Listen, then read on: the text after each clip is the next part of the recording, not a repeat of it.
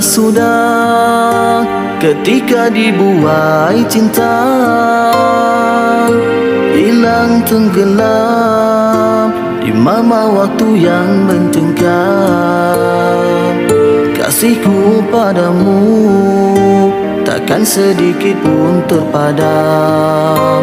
Dilimpahi hujan, dilanda mentari, aku tetap ada.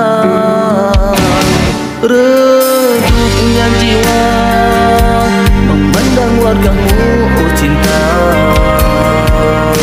terasa bagai ku mampu hidup selamanya. Rinduku padamu akan ku sirami benihnya, agar tetap tumbuh dengan mewangi haruman terindah. Walau mungkin ditimpa tengkujung, cuma merusakkan tanahnya.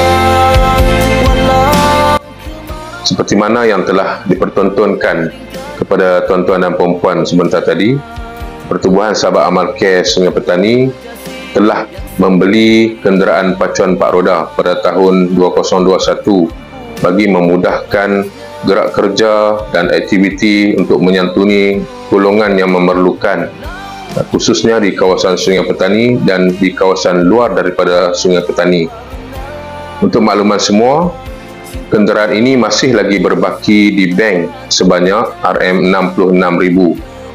Bagi maksud tersebut, saya mengajak tuan-tuan dan puan-puan semua untuk sama-sama membantu Pertubuhan Sahabat Amal Care Sungai Petani untuk melunaskan baki yang masih ada di bank dalam tempoh yang berbaki 5 tahun lagi.